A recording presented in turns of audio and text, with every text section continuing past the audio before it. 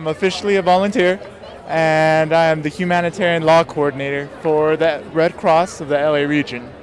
And with that role, I do two things. One, I'm responsible for training volunteers and outreach on international humanitarian law. And I'm also responsible for outreaching to middle school and high school teachers. I promote a curriculum called Exploring Humanitarian Law that seeks to introduce the concepts of humanitarian law to middle school and high school students. That's great. That's great. Now, how did you... talking to the camera or to you? Oh, you can talk to me. It's okay. That's all right. I'll get this again, in a way. We'll see. So there's a lot of people who know about the Red Cross, but for those of you, or those people who don't know about the breadth and scope of the organization, can you tell people what it is that the Red Cross does? Sure. Well, there are 5 lines of service, and many people are familiar with disaster relief, CPR, first aid. But the Red Cross also does 2 other things that a lot of people aren't familiar with. There's messaging to service members.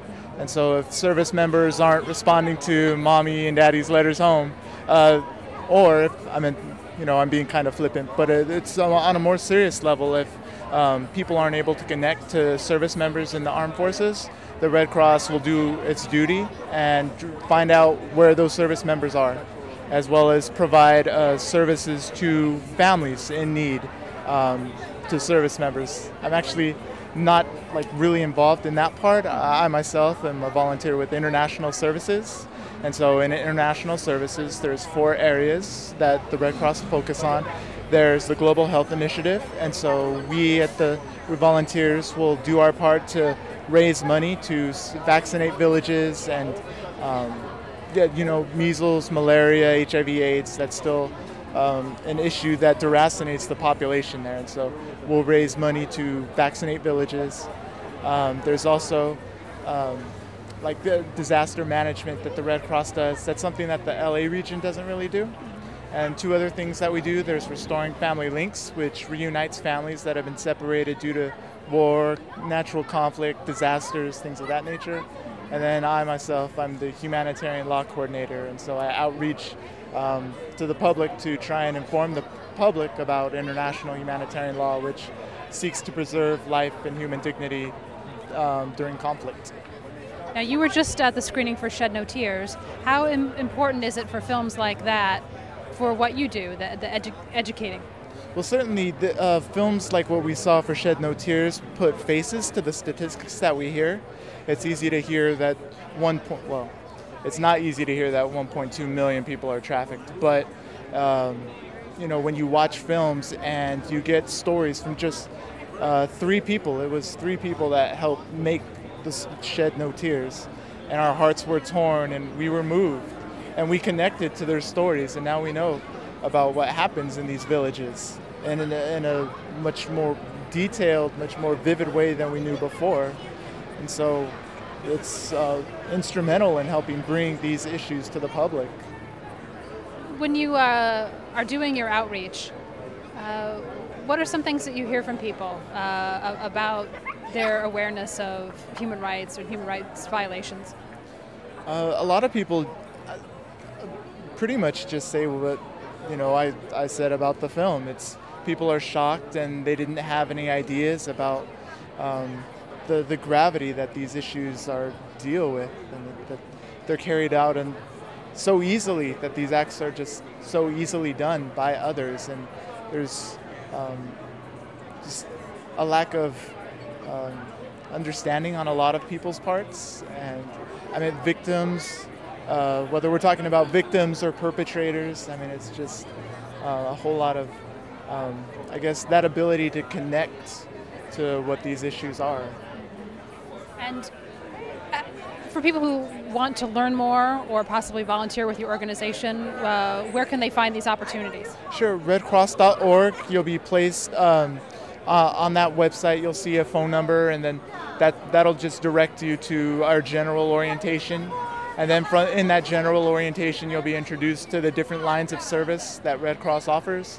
And from there, you sort of fall into that line. And if you're interested in international services or being a caseworker on reuniting families that have been separated due to war, helping me and outreach to the public and inform the public about international humanitarian law.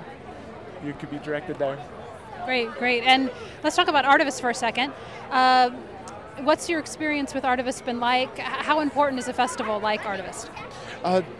Again, these issues need to come to the forefront, and Artivist is sort of the perfect forum for different organizations to find out what they're doing.